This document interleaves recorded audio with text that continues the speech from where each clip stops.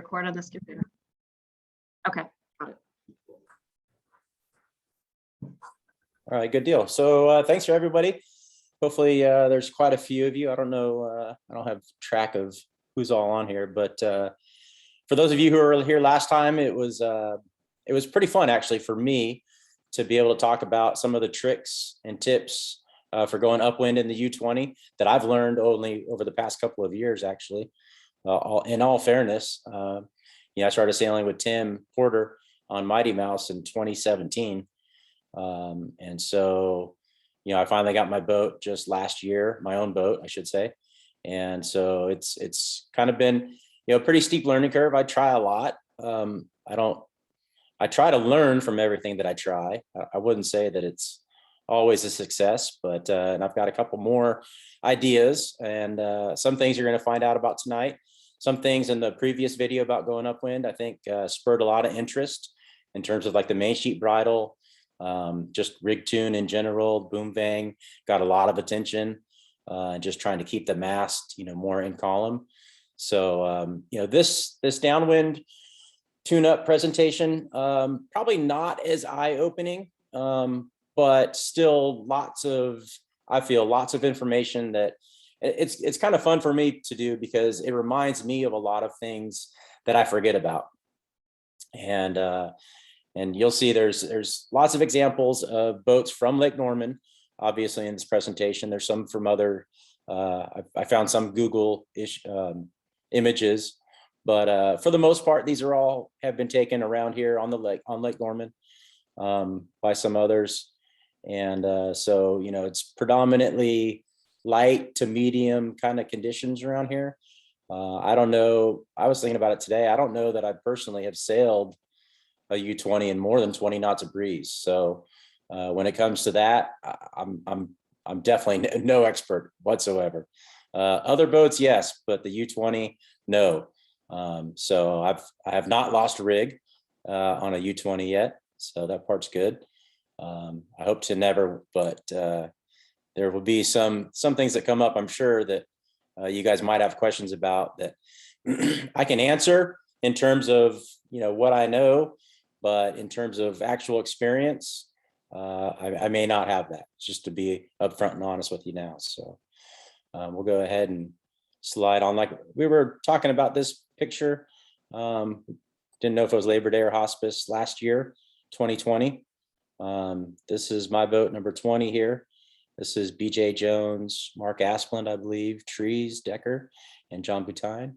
Kind of all spread out here. It was nice, overcast, obviously, nice day. One thing I try to teach people, or especially the kids, when you take them out sailing, and it's kind of a little bit deceiving, I guess. Let me hide this. In order to go fast downwind, you have to look upwind. I don't know how many of you actually think about that, but in all fairness, when you're going upwind, you're looking upwind because that's where the wind's coming from. Well, it's no different when you're going downwind, right? The wind is still coming from upwind. So you have to remember that. I think, there'll be a couple other examples in here. BJ, I think, is one of the best at staying focused and always paying attention to what's going on around him, which makes him, I think, one of the better sailors downwind by far, just because of that. I think he's always looking around and he's always in tune with what he's doing and what the conditions are.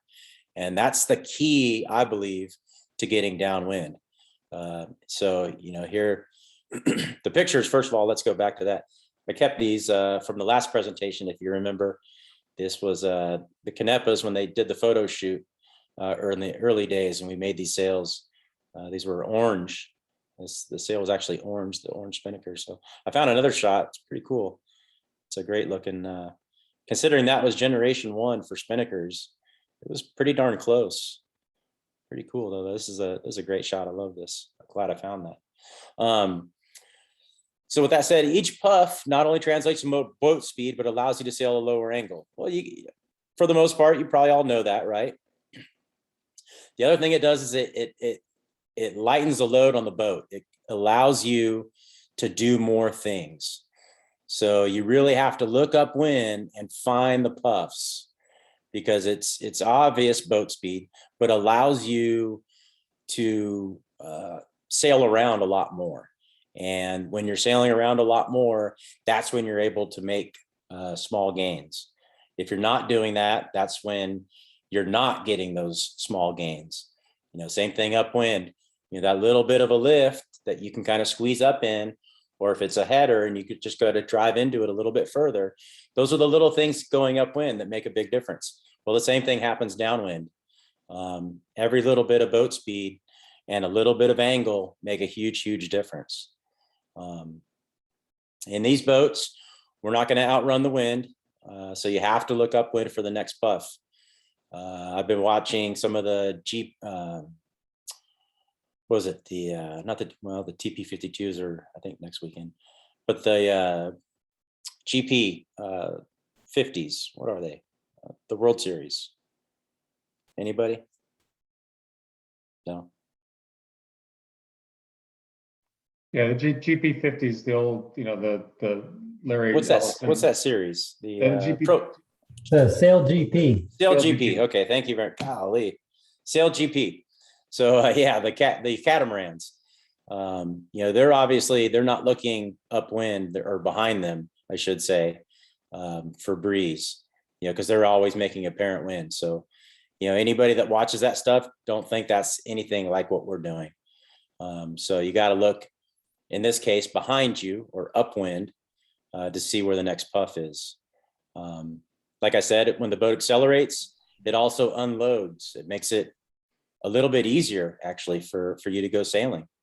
The boats have a big rudder, and sometimes you may feel like they're not big enough, but in all actuality, the rudders are quite big.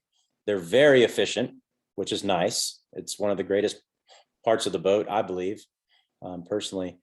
And so with that, the faster you go, the more you want to utilize the efficiency of that rudder and really be able to move the boat around. I've noticed that a lot, especially in that light to medium breeze, especially because those kites are so small that little moves of the tiller make a big difference. And so when you accelerate, that just kind of magnifies. So you have to really be careful not to be driving the boat too much, because A, the rudders are big, and B, you don't want to be driving all over the place. You want to use it, but don't overuse it. And with that said, it's kind of a cool little shot.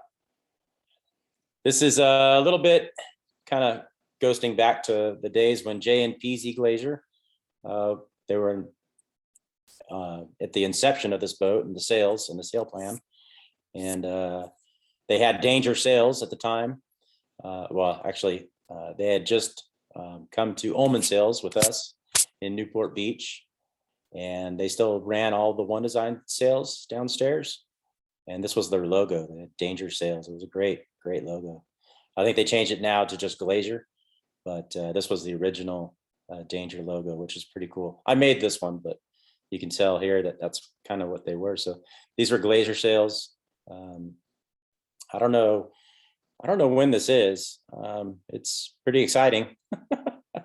There's another, looks like a U20 probably down here, blasting off also. These little funny 5.7s are kind of, I don't know. I'm a little iffy on them, but this was a great shot. I'm glad I found it. But things to remember when it is windy, but the apparent wind, I should say, makes dramatic sweeps as the boat accelerates and decelerates. So this guy, you can tell over here, is accelerating, right? He's just bow up, charging, left his jib out. I don't know, you guys might have a little bit more experience with this or not. When we're blasting off on the J70s, we're leaving the jib out. For the most part, it's helping hold the bow down. This guy, on the other hand, is decelerating. The difference, obviously, the boat here is nice and light, pulled up over the waves. This one right here just stuffed the bow, loaded everything up, and this is really dangerous.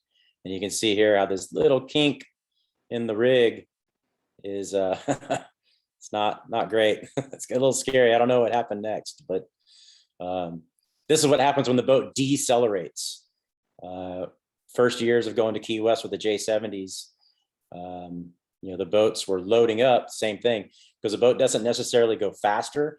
At a certain point, it does actually load up because there's so much rocker.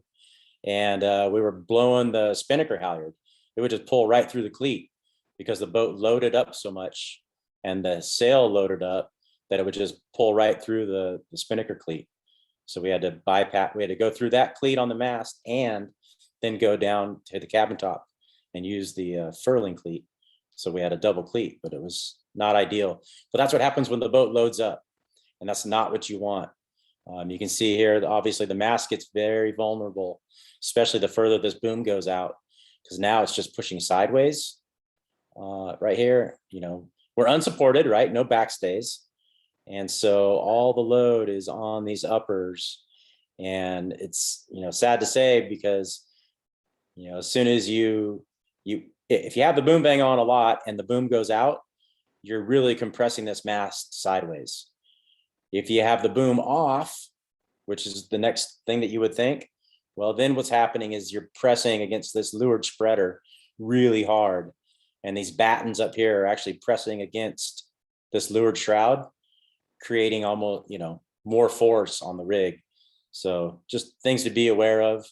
I'm assuming this guy made it. I don't know. If anybody knows who this was, I'd be curious. But so Steve, in that situation, what would be your first adjustment?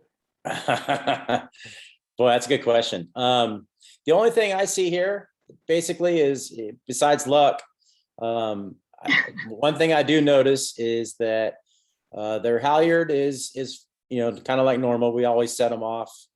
I don't know, we're anywhere from 6 to 12 inches on the halyard. But the one thing I would do is I would have my tack as far down as possible. It may have been, maybe it's stretched. It's got plenty of deflection in the pole. There's a lot of load on that thing right there right now.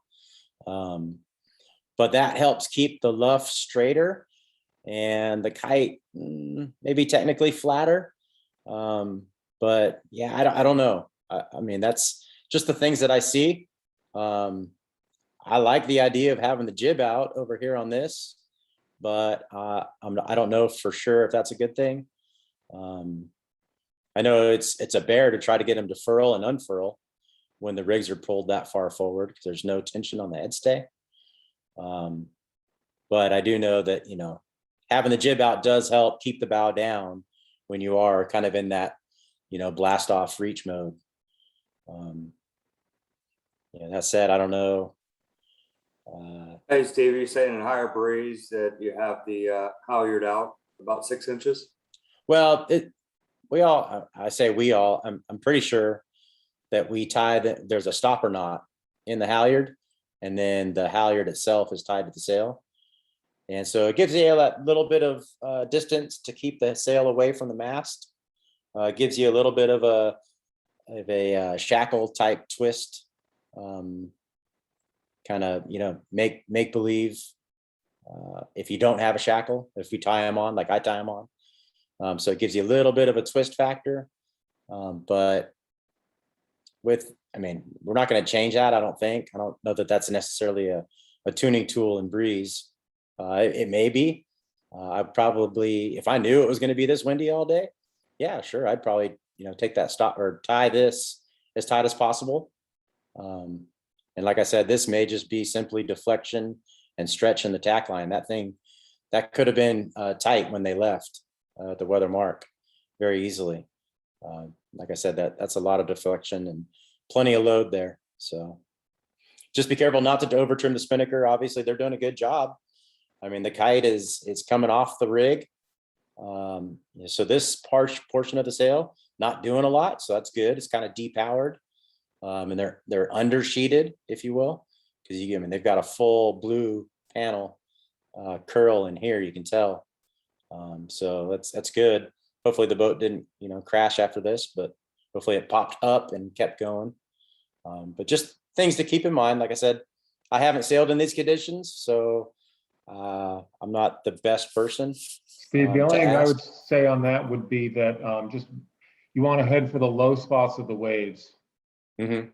just so you don't dive into a wave like that. So you're looking for the low spots because you're going faster than waves many times. That's when it's blowing that hard. Right, right. And I think, that's kind of the benefit of having the jib out, is that that'll help you kind of, I think it'll help you mentally focus on keeping the bow up. I know, like I said, when we sail the 70s that way, it's just an inherent thing. If that jib's out, you know that you're always rocked up, you're always bow on top of the water, and you're just trying to go as fast as possible, regardless of too much, you don't get too much caught up in the angles or which way you're going until you get there, because you're getting there faster. But it's just mentally, it kind of keeps you in this bow up mentality. Whereas I think here, if you put the jib away and you're just sailing on the kite, you're in that like kind of moderate breeze kind of feeling mentality, and you may be trying to drive the waves a lot more. And of course, you're probably going to miss a couple of them, which obviously, happened here. And if you notice, they're all looking back, which I told you to all look upwind for the puffs, but these guys are looking back while they're going forwards here, hoping this guy probably doesn't run over them. But anyway, we'll get a little bit down the road here. So the tack line, talking about that a little bit more. We're all used to the tacks being up. I put on here 12 to 18 inches, kind of rough estimate. Some people probably are in the 6 to 10. We've tried as much as 2 feet, and I won't say that it's not bad, but it has its moments. The normal tack line from the end of the pole, a tight tack line is going to make the spinnaker harder to trim because it's pulling the luff so straight. And we all know that these class kites are obviously short. They're not even 2 block measurements. And so as soon as you pull that tack line tight, it's similar to pulling the halyard tight on the Genoa. You're pulling all that sail shape up forward. And when you make that big knuckle forward, it has a tendency to always want to be backwinding. Or in this case, since it's not attached to a headstay, it's falling over on itself. So a couple things in these pictures, what we noticed. So this is this left-hand picture with the red arrow and the yellow arrow. This was a generation 2 kite, and this is a generation 3 kite. The red arrow is the 3. And we took the 2 kite with the yellow. These were just kind of notes that I was making for myself. And we tried to go back and change a couple things on it. And that's what we ended up with, was generation 3 here. And what we noticed, I figured it out afterwards, but the trimmers, we swapped boats this day. And both trimmers both mentioned that the new kite was harder to trim, or you had to be on it a lot more. It was definitely more, flighty, if you will.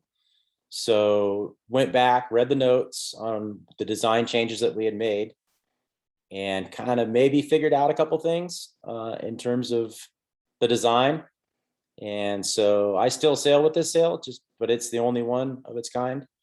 But I will probably end up getting one of these with my next sail, which is the generation 2. That said, this is actually the same sail here, the purple one on the right. That's actually a Gen 2 sail. So all the customers here have Gen 2 sails. I'm the only one with this 3rd gen. Not the jury was out. I mean, this day that we did this, there was not a decided faster sail or boat for that matter. But what we went home with was the fact that both trimmers made the same comment about it being a little bit tougher to trim. And so if that's the case, and there was no clear definitive design advantage, then kind of fall back to making it a little bit more friendly. So Who were the 2 trimmers that day?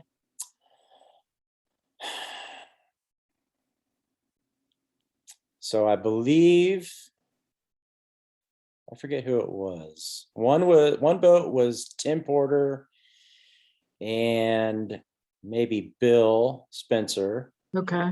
Kind of a normal crew for me. And then it was me and was it? Hey, Scott Olson, were you with me that day? Maybe not. Yeah. Were you? Yep. Okay. Okay. So Scott, yeah. So I was driving one boat, Tim was driving the other boat. And like I said, we had swapped at one point during the day, just to kind of try to even things out a little bit, or not, for that matter. And like I said, we weren't, I mean, I've got probably 100 pictures. Paul King and Murphy, actually, yeah, you're right. Murphy was out with Paul that day, and they shot some video and pictures of us kind of just doing some two boat testing. So that was just kind of the two things that we learned. And here you can see, so what we did is on this sail, we took vertical camber out of the sail. And I think that was probably the downfall, because it made this exit off the mast a little too vertical, which then makes the luff too straight.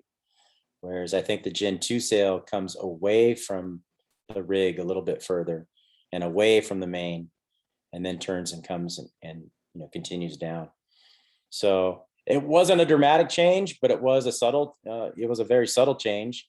But in the end, you don't always change them for the better. Sometimes, you learn what you don't like as much, and so you just kind of go back. So, but like I said, this is the same sail, the purple sail.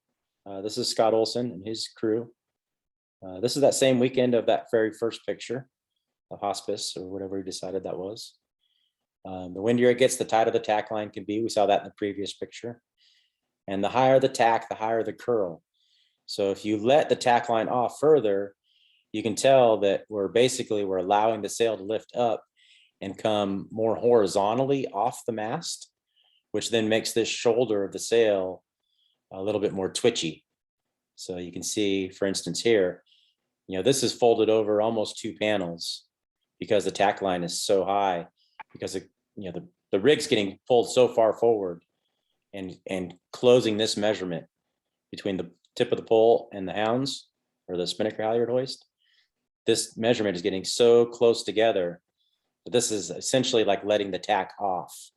And so you can see here how that top of that sail is just going to get to where you can't trim it. So the higher the tack, the higher the curl. Same thing. If we let these off, it's going to start curling the tops sooner. I know a lot of people had a lot of tack line questions. We'll continue to kind of cover it a little bit. So this is a big one here, heel angle. This is, I think, really important. It makes a huge difference. And again, we're talking about moderate, VMG breeze. So a slight windward heel, you can see here, Scott Olson, Dave Rink, and is that Rick Cataldo, I believe. The 3 of them sailing together. They're all big guys, and they're all sitting on the weather side. And this slight bit of weather heel I love it. I mean, I think it's great. You can see here, it's obviously probably pretty close to maybe the same leg, who knows? All 3 on the weather side, a little bit of weather heel. The tack line's down pretty close, which is good. You can see here how they're, using that weather heel to kind of get this kite to help rotate a little bit further out to weather, which makes a big difference. The way you notice that is by looking at the tack line, making sure that tack line is coming up off of the pole. So many times, if your boat is flat or heeled to leeward, the tack line will come down here and migrate to leeward. That's the last thing you ever want. We learned that on the Melges 24s, back in the 90s. Dave Ullman, because the kites were big enough, but Dave Ullman always said if the tack line goes up, we could let it off and it would help the kite. But anytime that tack line started migrating off to leeward, we'd pull it back down tight. So slight windward heel, I believe, makes a huge difference. The breeze is going to matter. Obviously, you can't do it all the time, but it allows the boat to naturally turn down in a puff. Okay, so you think about it, as the puff hits, the apparent wind moves forward, right? And so what happens is, instead of that puff hitting you and heeling you over, and we're going to go through this on another slide, it's naturally, the boat is wanting to turn down to the weather mark. So for instance, obviously, these guys are sailing as low as possible. The leeward mark is bound to be below them, probably not above them, right? And so anytime you can make gains to leeward, you want to. Having that slight windward heel is going to do that. It's going to help that. It's going to allow the boat to always, in this case, want to turn right, right? If you heel the boat over to leeward, the boat turns up to the left. Yeah, you can see You it. hear the boat over to the left right here, the boat turns right down away from the wind, which is what you want when that puff is going to hit. Because what's your next thing when the puff hits? You want to turn down to the mark, right? Well, instead of heeling the boat over or having the boat heeled over to leeward when that puff hit you and it turning you up, and then you turn the rudder away, here you're already halfway there. It's just going to pull you straight down. And, you know, a couple little feet here are going to make a huge difference.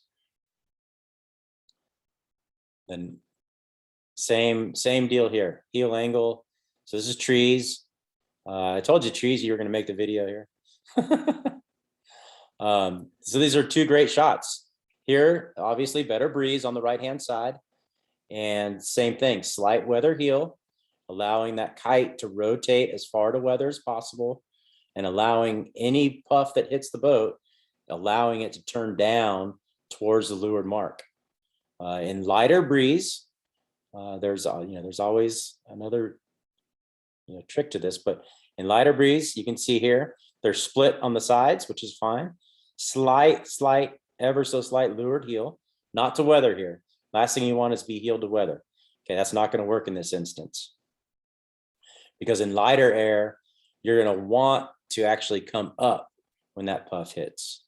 And granted, the puff is, from 4 to 5, not from 8 to 10. So you want the gravity obviously to help your sail stay out, and that leeward heel to help a little bit of helm on the boat, keep the rudder so it has water going over both sides of it, which is what we want. And then having that little bit of feel and having the next puff help you to get speed, right? Because with speed comes angle. And so the last thing you want to do is try to cheat here in the light air, because you won't gather the speed that you need. You have to try to make apparent wind when there's not enough wind.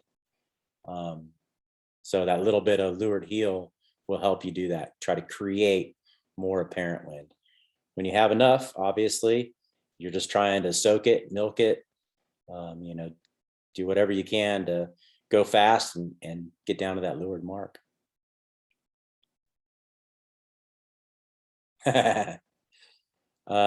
Unwanted tendencies. So I had to use my picture of my buddy Tim here. This is Tim Porter sailing with his son.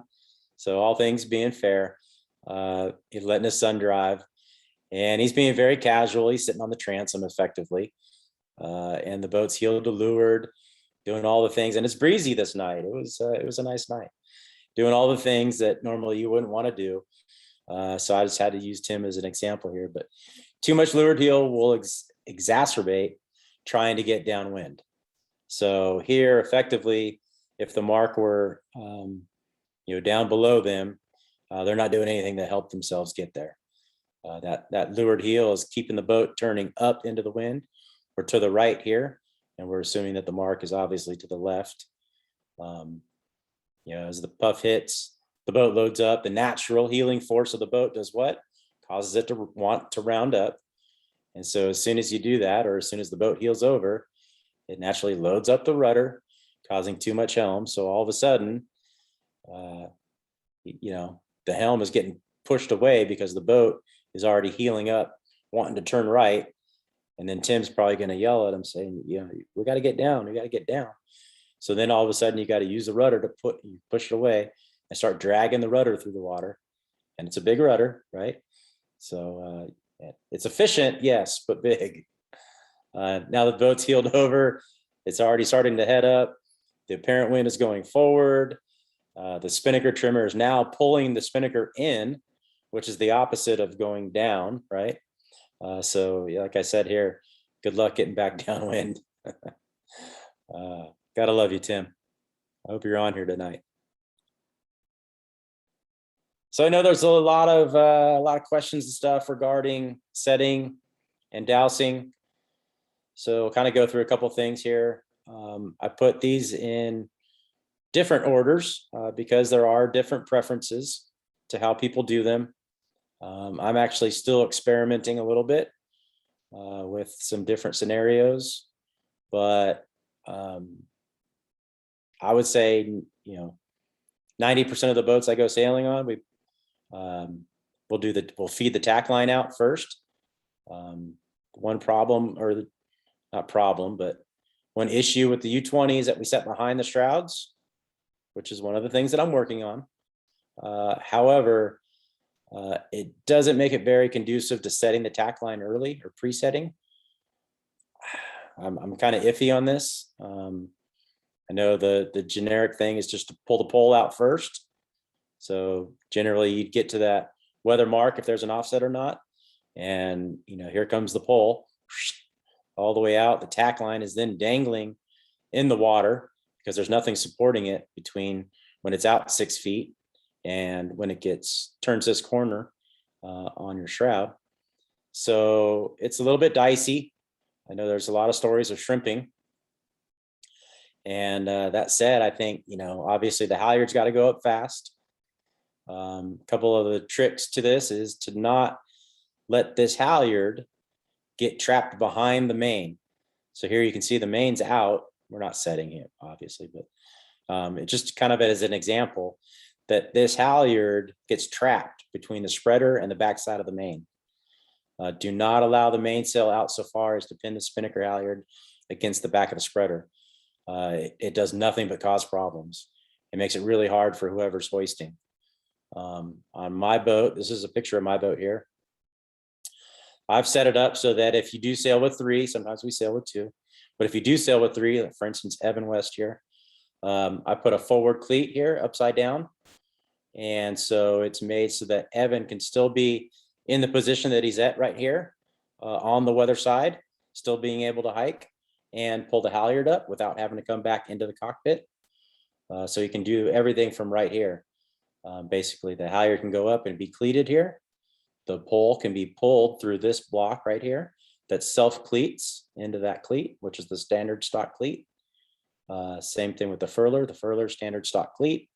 All I did was add a block behind so that whenever you pull this from wherever you are on the boat, it pulls right through the cleat, automatically cleating. So the tack line is the purple one here, or the pink or magenta, whatever you want to call it. I've changed a couple things on my boat. I've gone to a 1 to 2 tack line that in light air is great. In heavy air, it's not so great. So I might be changing that back. We'll see. But this makes a big difference, having the crew being able to stay on the weather side hiking and not have 4 sets of elbows right here on this corner, trying to pull lines. Makes a big difference.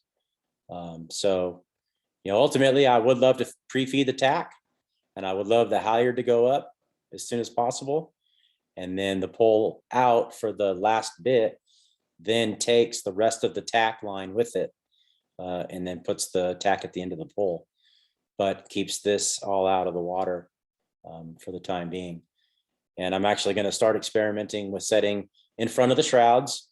I know everybody's going to have an opinion on that, but I'm going to start experimenting with it and maybe try to figure out how to do that and maybe do it a little bit better. So watch this space for that.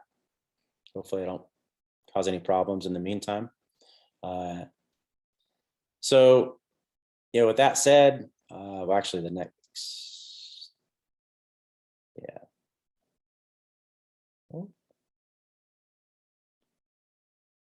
Oh, sorry. So that's kind of my, my general ideas. Like I said, you guys are going to kind of have your own, but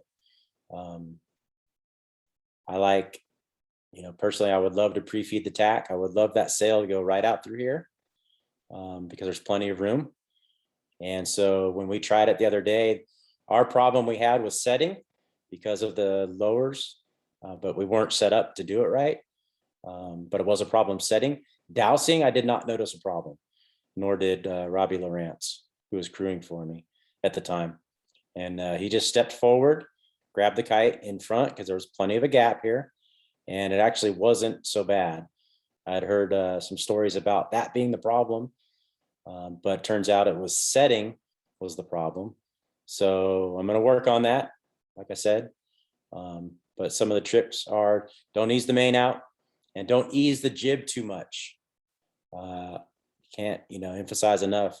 If you guys ease that jib too much and that foot gets out here, it captures all this stuff as soon as it goes out.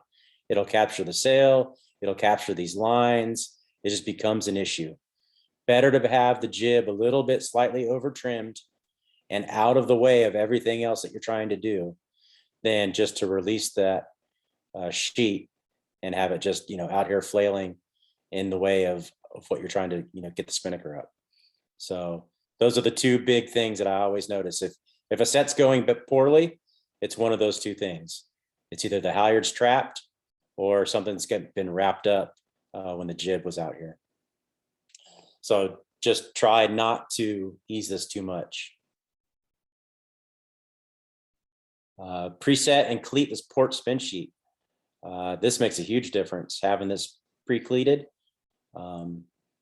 because especially if you're sailing with two people, getting all of these lines situated and not worrying about the sheet is a huge difference maker. So have that pre-cleated, where when the kite goes up and out, it's going to be at about 90% of where, the proper trim is going to be for it. Hey, Steve, on the Yeah. on that pre-cleating and stuff, what happens is if it's not cleated at all, it'll go forward, and that's when you'll get your twist. And you get twists and wrap. Yeah, exactly. Yeah, it makes a huge difference, especially because that's the last thing. Well, it should be the last thing that whoever's on board is grabbing, because they have to get everything else situated first. And I know, BJ, you probably do it separately because you actually put the halyard up on your boat, I believe. And then If we're two up. if you're, so when you and Emily are sailing, you're putting the halyard up, which, that then obviously that's becoming almost number one, because it's, imperative that it's got the longest way to go. So we got to get it going. Yeah, but the sheet, just keeping the foot stretched really helps prevent any wraps. But also prevent shrimping.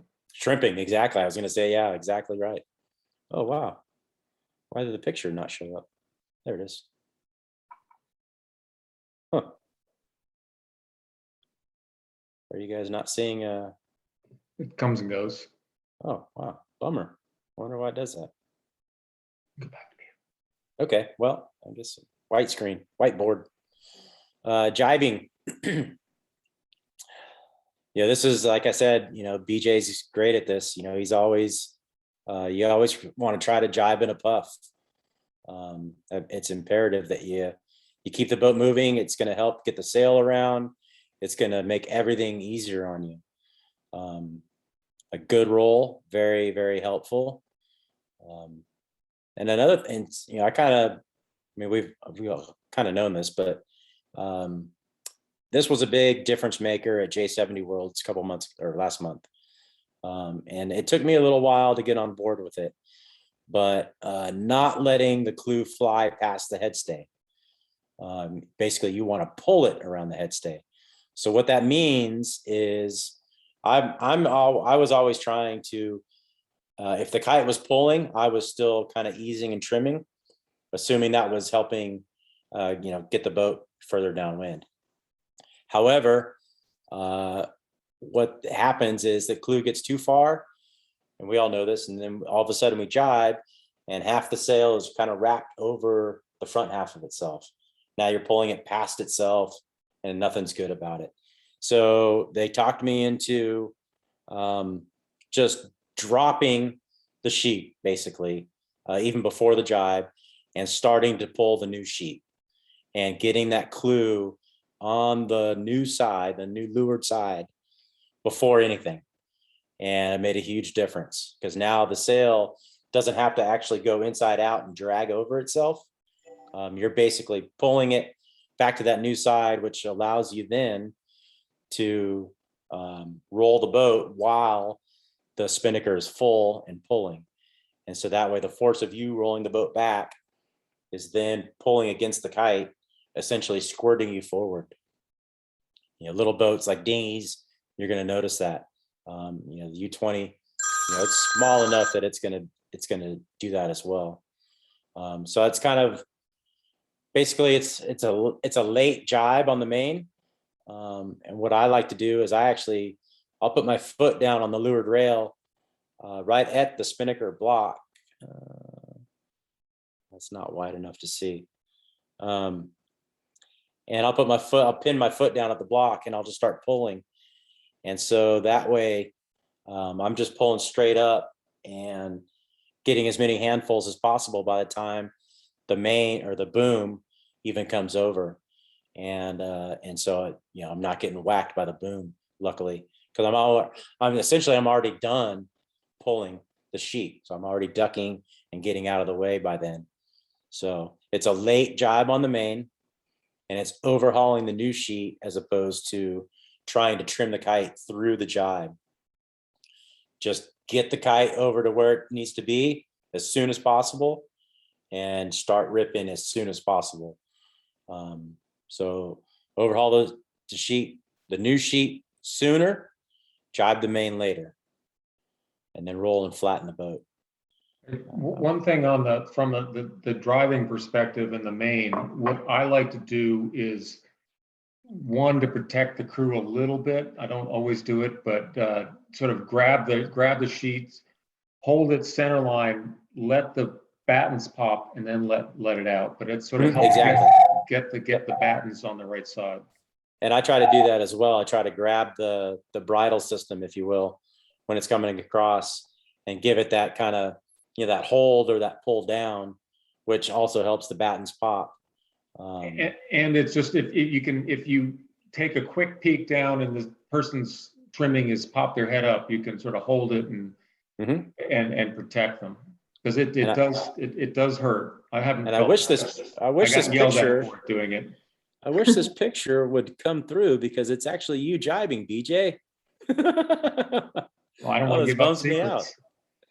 Oh, it might have been the time when maybe oh no, it was a late main. Golly, that bums me out. Why is it missing? Let's see. Hold on a second. Let's see if I can. And sort of one last thing in terms of, you say you sort of stand by the cleat and stuff, just the crew needs to really watch their feet. You sort of nestle your feet down into the cockpit or whatever to make sure you have no sheets under your feet, because correct. That is the biggest stopper, right? Yeah. Feet are always a problem. Yeah, and one of the things I have to do, because my crew has neuropathy in her feet, I will actually just kind of keep an eye on that, just in case somebody's stepping on it. And instead of saying anything else, all I'll say is left foot or right foot. Exactly. You know, just keep saying it. Keep it simple. She knows, just get her feet up off, because she cannot feel the lines. So it's, especially on my boat, it's really important that I do something like that. 100% agree. And I say that all the time. Or that's why it's always good to have all the lines, different colors. And I keep it simple, like, you know, put your left hand on the yellow one, or get off the blue line or whatever it is.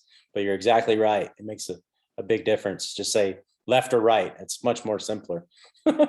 Yeah. And as long as the people ahead, if I put somebody new on the boat, I tell them ahead of time, this is what we do on a takedown. And if you your left foot, you pick up your left foot. Exactly right. So here are conversely, the spinnaker douse. Now this I'm going to hold steadfast on, and I'm going to try to drill it into you, and hopefully you guys do it this way. If not, I'm pretty emphatic that this is what you got to do. The number one thing, and when we're two up, it's me basically doing it, but I'll release the pole first, because as soon as this pole comes sliding back in, it's automatically letting that tack line off. and it's allowing the sail to come back into the boat. Okay. The number 2 thing would be the halyard, because that's, obviously it's got the longest way to go. And the last thing is the tack line. And we're going to get further into this, but I just visually, you can see here on my boat here on the left, once that pole gets let go, that sail is already coming back into the boat, right? It's imperative that you get that tack line, or not tack line, I'm sorry, the pole out line off first. That's an absolute must. And so with this setup, I come over, I reach right in front of this block, and I just pull up on the pole outline. Very first thing, the very next thing, because the crew has already gathered at least the corner of the sail and have it in their hand. As soon as I release this, then I release the halyard, which even if the halyard was put up on the forward cleat, what we'll do on the downwind leg is pull the halyard back through the aft cleat, and it automatically pops out of this forward upside down cleat, right? And so now the halyard is pinned at the back like normal. And so I go off on the pole line, I go off on the halyard, and I'll kind of manage it a little bit. I'll keep my eye on how the gather is going. And then the very last thing is the tack line itself. And that is because, it's still not working. And that is because, now we'll get down to the means of this. So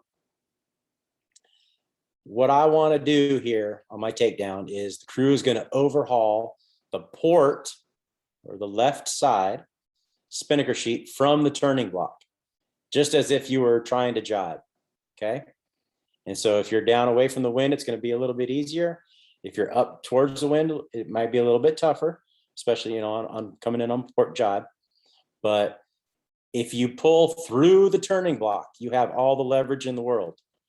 It's basically standing up in the cockpit, if you're on port jibe, for instance, and basically just turning towards the left side of the boat, face that block, and just pull it as hard and fast as you can. And these kites are not super big, so you're going to pull whatever it is around the headstay and back to you. As soon as that clue, or the middle of the foot, whatever you want to grab, as soon as you have material, that's when I release the pole outline. Okay. And like I said, it allows the sail to automatically come right into the boat, as long as somebody has their hand on a piece of material of that sail. Then the pole outline, as soon as that goes off, it's going to release the load on the sail, and everything's going to come back to you. The other thing it does is that it allows the pole to now be retracted. Okay. Last thing you want to be doing is trying to go around a mark with that pole out, and you can't, if there's a boat in front of you or a boat next to you, last thing you want to be doing is have that swordfish bill, out there swinging around waiting to grab something. So that you have to let the pole outline off first. It's mandatory. That does everything right for you. And it allows the skipper to obviously place the bow wherever they want. The second release is the halyard. And like I made the note here, it should only be once the retriever or the crew has started gathering the cloth, right? So like I said, if you overhaul and you grab the clue or of the sail, that's one thing. I know a lot of people like to grab the middle of the foot and start pulling it into the boat. You don't have to by any means. As long as you have a piece of material, which the heaviest corner is the clue, or when you're trying to retrieve at least. So that's where you can kind of pull the hardest on. But once they get that, then that's when the halyard's going to pop. And I'll blow the halyard. The initial part goes pretty fast. The first, I'm guessing 10 or 15 feet, it's going to go quick. And so that's when I'll try to manage it. I'll try to watch how the crew is gathering, right? If they're making pretty good progress, I won't try to manage it at all. And what I'll do is we try to flake it in the bag, or if you're not running a bag, at least in the hatch and not in the cockpit floor. This goes back to left foot, right foot. The last place you want the halyard is on the cockpit floor.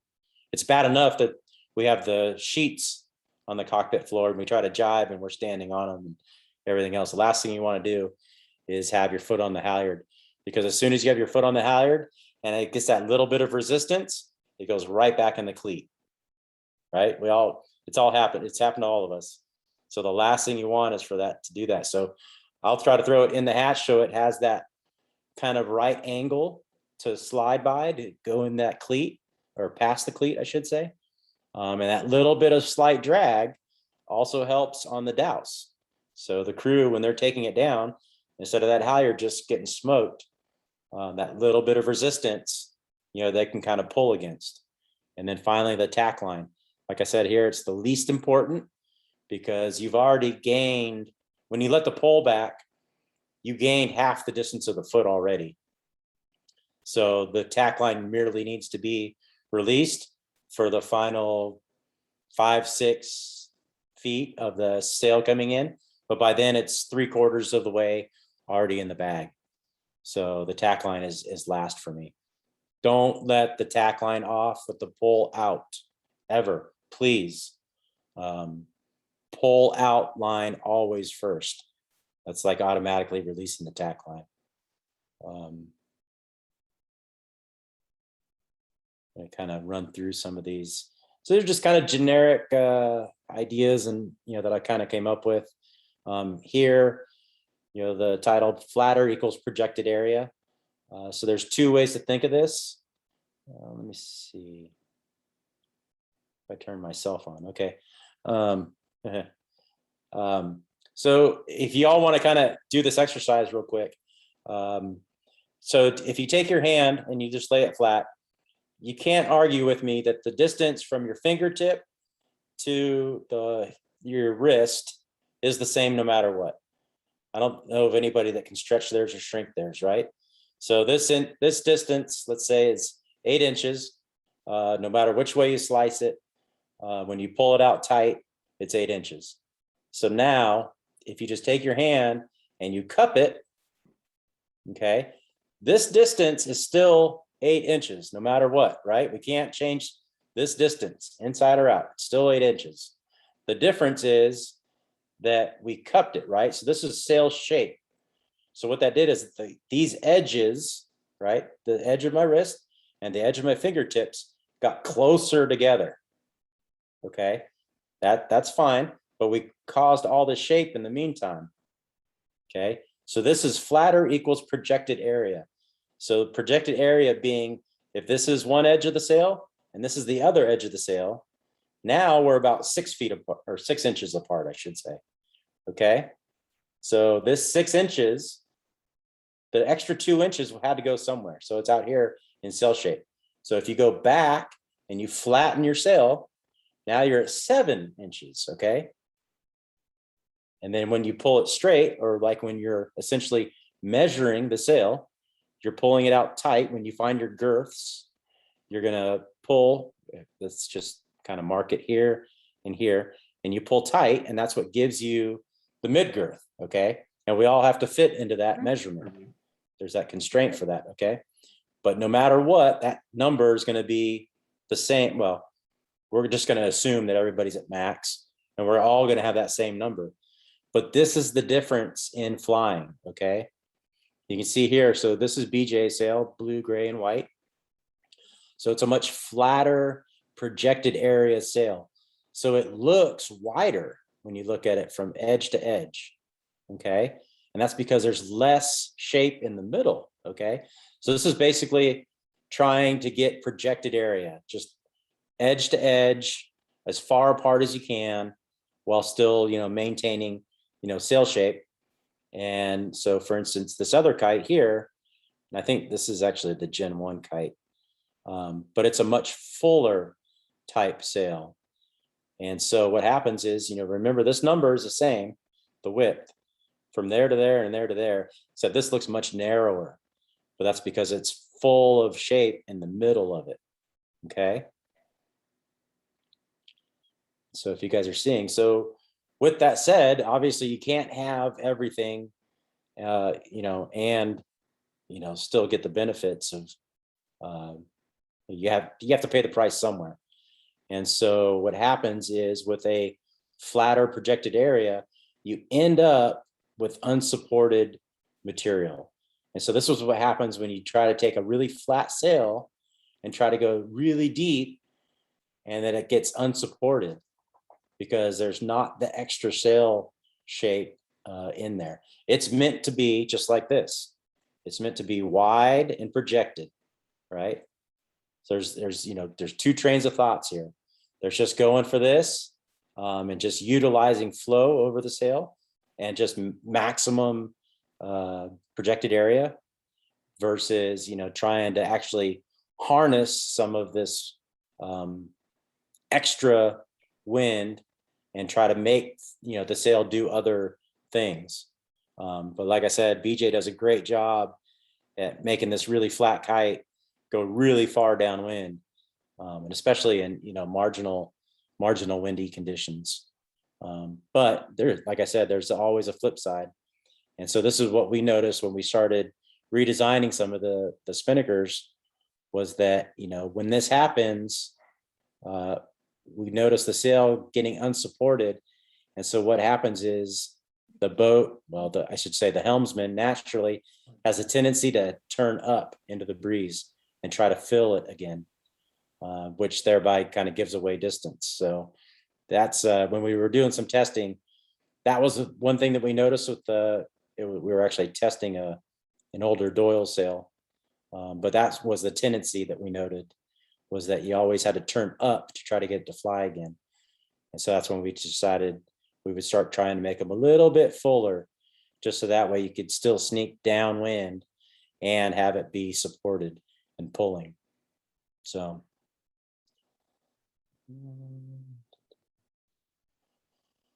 I believe this is I think this is one of the, I guess, Italian boats, maybe. I found a couple of these pictures from somewhere else. Pole and tack line deflection. The tack line can be pulled off center line. So I was kind of telling you earlier, if that tack comes off the pole sideways versus coming straight up, it's not generally what we want. Lure deflection is continually pulling the bow down, right? So this, obviously you can sail to sail is wanting to go this way, left to right. And so it's wanting to pull the bow of the boat, same thing, from left to right. So yes, you want to go downwind. However, you also want to get the boat going forward, not just trying to pull it sideways through the water. It allows the sail to drift behind the main, right? Or become more hidden behind it. If you think about it, the mast is out here. So this sail is now rotating to leeward even further, essentially getting it further behind the main, which is not what we want. Causes more sail area to be to leeward of the boat, right? So we're taking this whole sail plan and you're shifting it, basically over here to the right. Every time you place more load way out here on the right-hand side, it's causing heeling force on the boat, which is then translating to leeward heel, which is then turning the boat up. Again, not necessarily what we want. The boat heels over, the boat naturally heads up, and the rudder gets pulled in the opposite direction. We talked about that earlier. So trying to get downwind, as soon as this boat heels over, it's going to turn the wrong way, and then the helmsman's going to pull the big rudder the wrong way and just cause all this drag back here. So just a couple of things to keep in mind. Again, over here, some Germans. Careful not to oversheet, right? You can see here how the leech of the spinnaker is like physically almost touching the backside of the mainsail. I mean, it's ridiculous. The boats are super wide. However, that sheeting angle is still pretty dramatic, and you can tell that's not what you want. That's definitely not a good thing whatsoever. Here you can see just having that sheet eased a little further, you can see the difference in the height from the deck, right? Just easing that sheet that little bit allows that clew to lift up. Nice slot, between the main and the spinnaker. This one obviously oversheeted, and like I said, it's You wouldn't even have to trim the main right here. It's going to backwind to the middle of the boat. You would have to have the traveler all the way up and the main sheet up like you were going to weather to try to make this work. And it's just not gonna.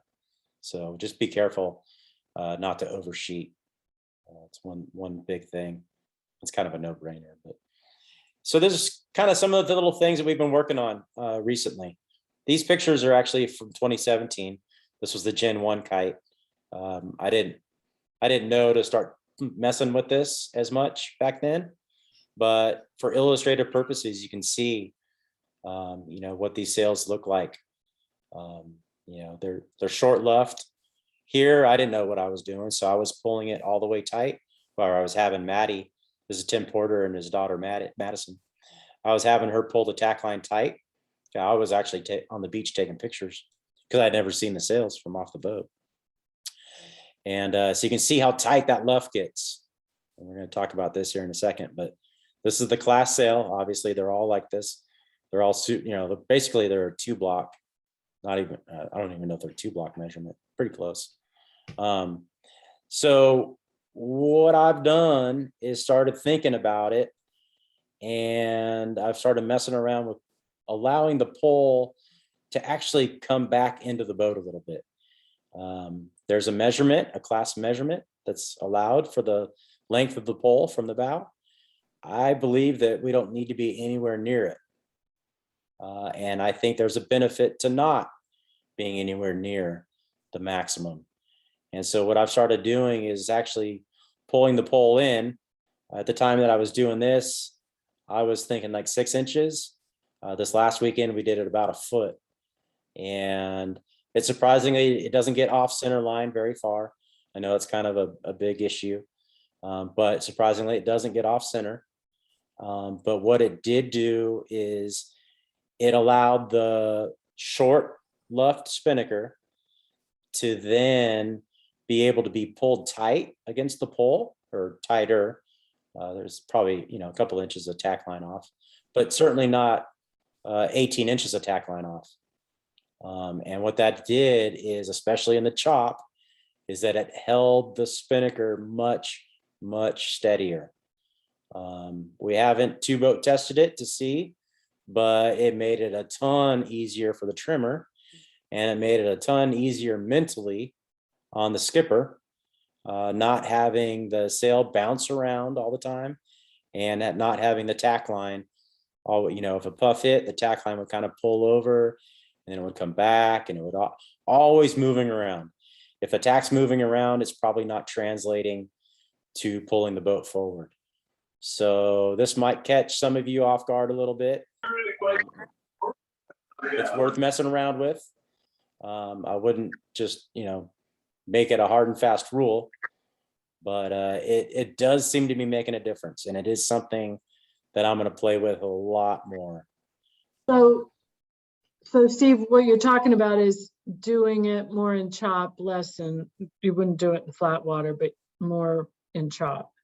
Anytime that the tack of the sail is moving around.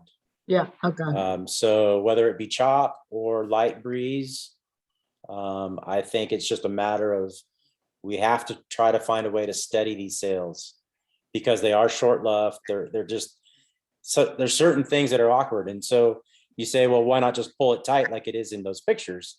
Well, because then you're making the entry too tight, too flat, too straight.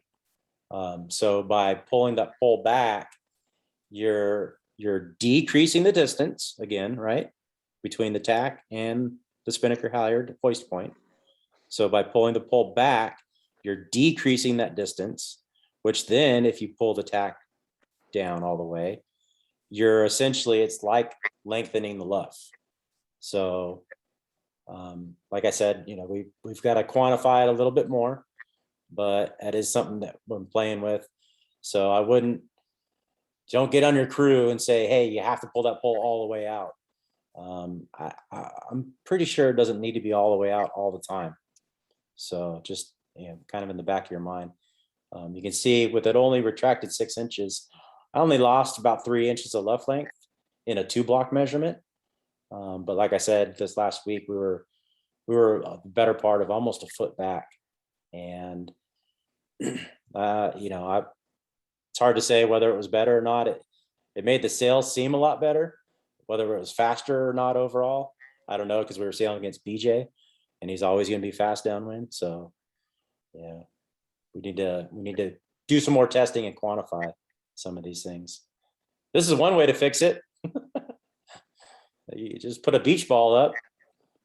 I'm not sure where these guys are. I'm sure somebody probably does, but they got the square top main. He's got the Kevlar jib, which is not a bad idea. The bigger jib is, I believe, a good idea.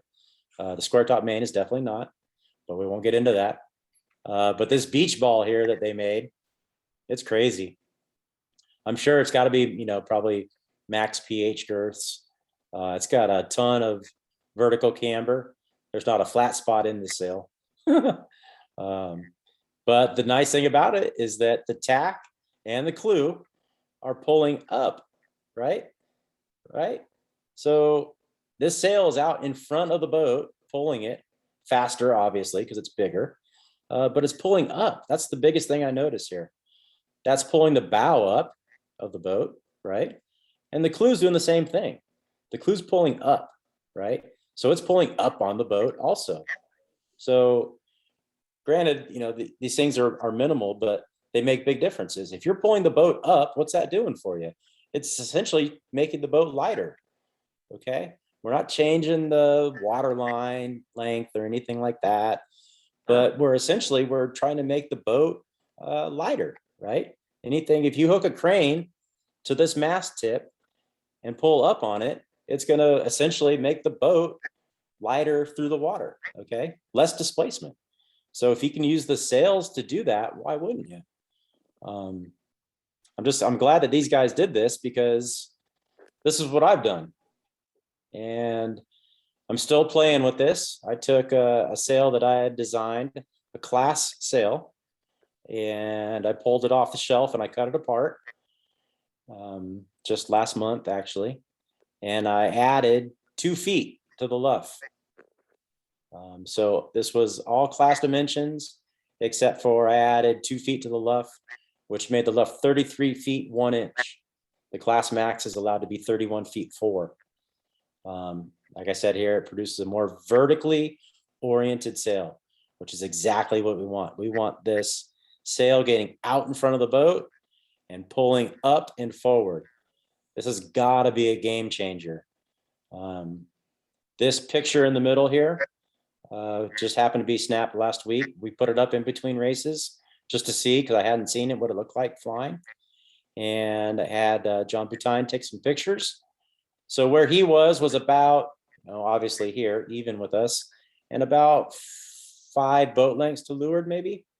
And in the matter of 2 or 3 minutes, we sailed down in front of him, and then he heated up and ended up about 3 to 4 lengths above us, up on our hip, all in the matter of, like I said, probably 3 minutes or so. So we're going to do some more testing with this. It's got to be dramatic, and it's got to be a game changer, and it has to make these boats more fun, more exciting, and easier to sail. So again, watch this space, but I can't impart enough to you guys. This would wake up this boat and take it into the 2000s. How's that? I think it would make a big difference. So I don't want to get too far off of it, but just if you guys think about it, this would be really nice. It would make the boats a lot better. So takeaways, going back to the first thing, look upwind for that puff that you want to be in next. Okay. It's vitally important that you set yourself up for each puff going downwind. Velocity turns into a shift, right? Anytime you get velocity, the boat's going to turn one way or the other. More times than not, the velocity is going to help you turn down where you want to go. The spinnaker is always going to fly better when it's further from the main. That's just kind of a generic takeaway. You always want that sail to be as far from the main as possible. You definitely don't want this right next to it, knocking on its door. Jiving the spinnaker before the main. We were doing that the past couple of weeks. Seems to be making a pretty good difference. And then douse early. That's kind of a, I think it goes for anybody really. Douse early and often. It's just kind of a play on words, but yeah, hopefully the high wind kit. Yeah, I know they make the high wind kits for these little, I call them jock straps or high wind kits. Yeah, I'm sure it makes a difference. But I'm not going to put them on my boat, and I'm probably not going to sail my boat in enough breeze that it makes a difference. For you guys that have them, it's going to help, I'm sure. But it looks a bit like a mess to me. Yeah, that high wind kit works really well. It does. Okay. It does. Jim Antrim put the prototype on my boat. Okay. And when my aluminum mast did come down, it broke at the spreaders. Really? Yep. Not at the gooseneck. Not at the gooseneck. Okay. Interesting. That's Broke at good. the spreaders, the spreader bar fell out. Spreader bar. Yeah. Before the mast broke, we were passing Express 27 and Express 34 under Main and Jim. That's awesome.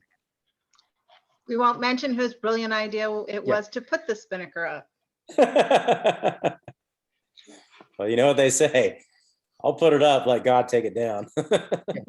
Also, the high wind kit kept the jib sheets from when they were flailing from getting wrapped around the tactic bracket. Okay. Yeah. That was I can a see nice that. benefit. That's probably not a so- bad, yeah. Since we switched to the carbon rig, we have not put the high wind kit back on though. Right.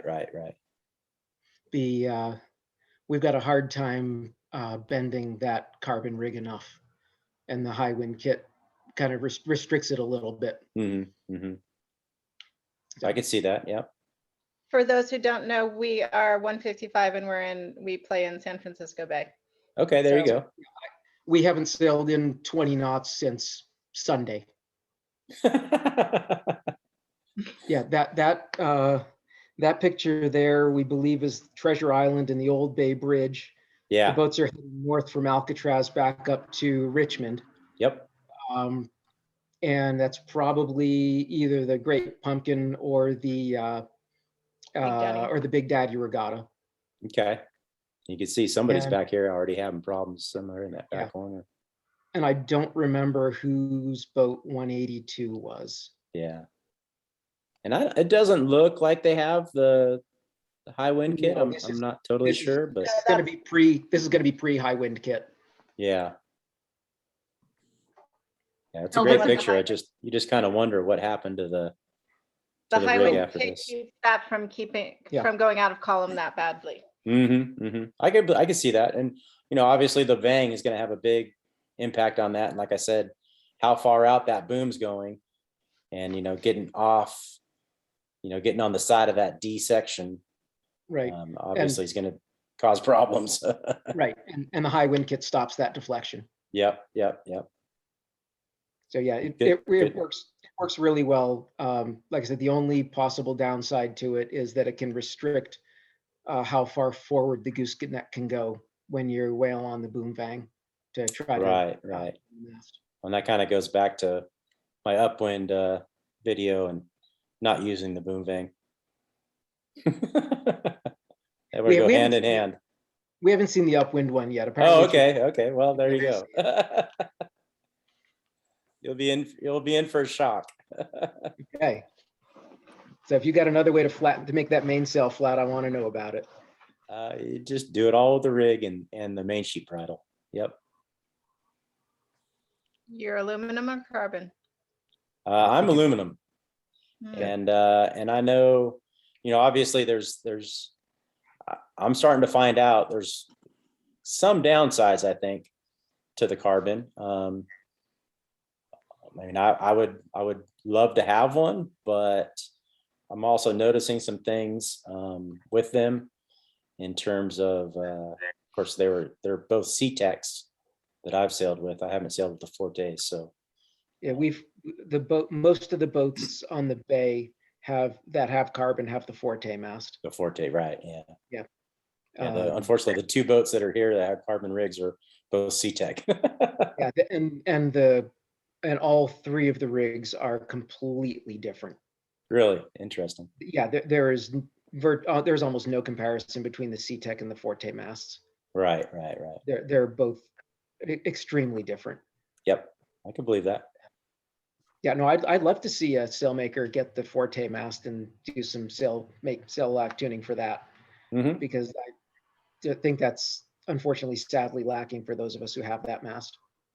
Well, I mean, kind of getting off sidebar, but when we took the brand new main and put it up on the SeaTech rigs, and I took pictures, and you'll see it in the upwind video, but not dramatically different whatsoever. Very, very, the aluminum and the carbon and the SeaTech, I should say, very, very on par with each other. Now So- when that SeaTech mast was designed, it was designed to have the same fore and aft bend characteristics as the aluminum rig. And the weight, Unfortunately- right? Yeah. But Mhm. unfortunately, because it's round, it doesn't have the same side to side bend characteristics. Right. And the Forte one is, I don't know what they did with it. It's decent, but it's just stiffer than the aluminum rig. Yeah. Well, I mean, it's inherently it should be, right? So the biggest thing I'm noticing is the molded in spreader brackets versus the spreader bars. I think there's a big difference there. Ours has a spreader bar that passes through. Oh, it does. Okay, interesting. So it's not molded into the rig. Nope, not molded in. Okay. Well, just shows we got to get one here at some point. Start Yeah, figuring it out. And that's a good thing, because we bent that bar trapping the spinnaker halyard between the spreader and the main on a set. Well, someone was pretty strong. Somebody strong. Yeah, it ain't me. It just kept pulling. Yes, you did. Okay. Well, good. Well, any other questions or comments? Thank you. Yeah, no problem. I'm kind of bummed this picture of BJ jibing didn't turn out. I don't know why. So strange.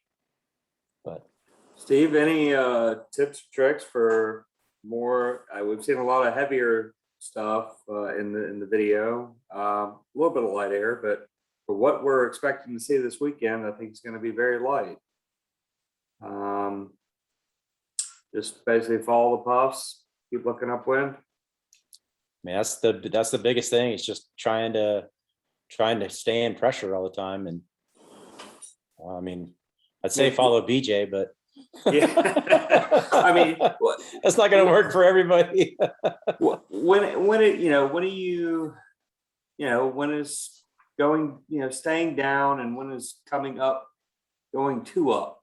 When are you just chasing the breeze too much, where your VMG becomes not good? Well, I mean, In you have lighter to, air. you have to weigh that against, your competition, really. That's why we're sailing one design boats. Yeah. The difference is, like we talked about, the different designs of the spinnakers cause you to do different things. And so it's just, it's just, you just have to figure out what you like to do and what works for you. I don't know that there's no hard and fast rule for when you turn up or when you head down, other than, just try to sail in as much puff as possible, and you try to sail as low as possible without, slowing yourself too much. So. Jonathan, we do a lot of up and down. There's a lot of come up, get that next puff, come off as soon as you accelerate, come back up for pressure, come back off. Heat it up, burn it off. Yep. Heat it up, burn it off. Yep. And that's going to be more of a trick with the flatter sails, like we said, because they do become easily unloaded. And so that's why you always have to then Keep- start yeah. hunting and put the pressure back in it. Yeah. Yep. Yeah, good You know, point. whereas, Tim always said his version 1 sail, he always liked it so much because he could just bury the boat Mhm. and just kind of go the same speed and just kind of go wherever he wanted. And as soon as you pulled the bow up, it never went faster, but you went the same speed with it down.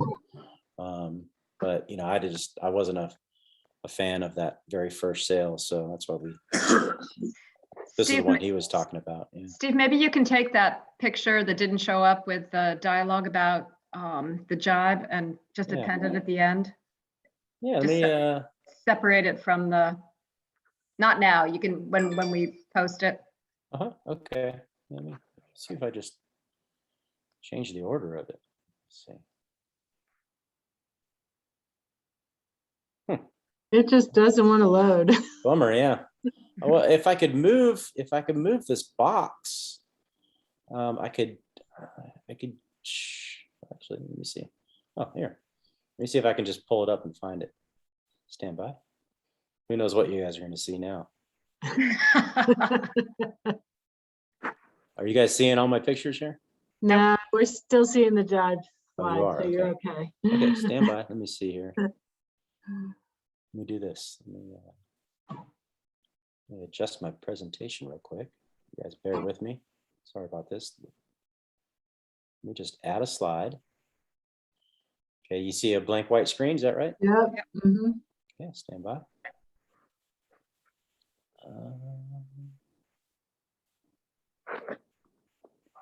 Now I have to find it in these little icons. Forget what I named it.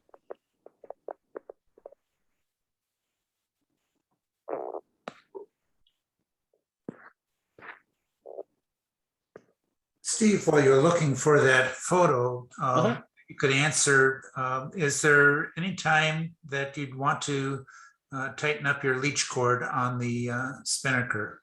When would there be times that you'd want to do that?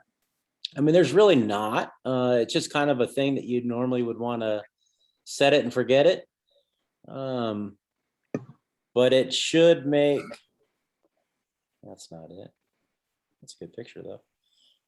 It should make it a little bit easier and less fluttery, if that sounds appropriate. Yeah, I was wondering if pulling in on that leech cord would force the air farther forward to the luff of the sail and allow the luff of the sail to float a little bit more to windward. I mean, no. Pulling the cords on the edges aren't gonna change dramatic. All they're gonna do is keep sorry. I'm gonna try to make this bigger for you guys. It's just gonna keep it from fluttering. I mean, at a certain point, it's like pulling the leech line on the jib, and what happens is you just end up creating a hook, basically, and that's usually not. So this is the picture that was hiding there. Can you guys see it now? Mm-hmm. Yeah, we do. Okay, here we go.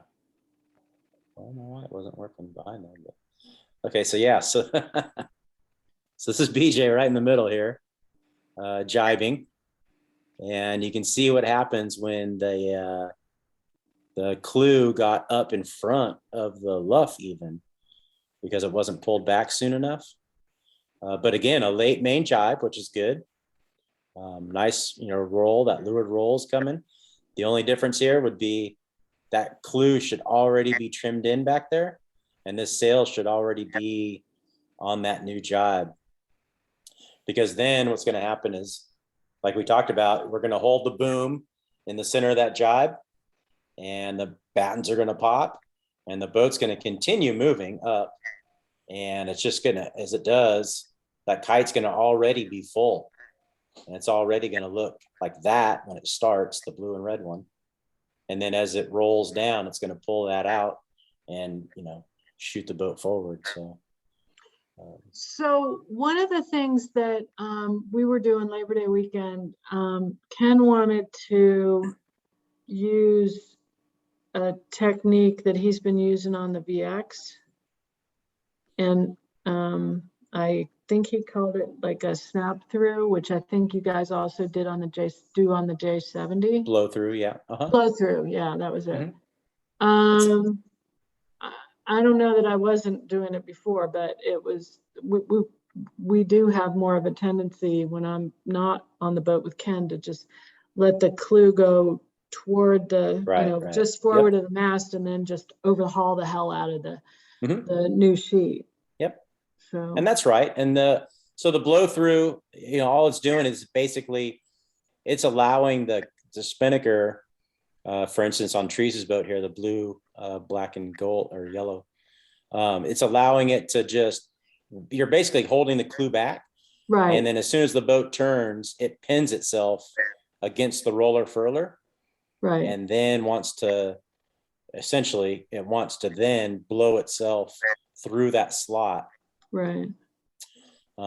We did find it doesn't work as well in bigger breeze because the kite's so much different than the VX. Sure. Yeah. Well, yeah, dramatically different than the VX works kite. pretty well in lighter breeze. These sails are flat, but not as flat as a VX kite. Yeah, right? exactly. So Anyway, okay. so this is that picture I was trying to get. So Emily's head's not on the boom yet, so that's good. So there's still somebody down here on the leeward side, though. I was wondering if that was me already planted on the, having been hit.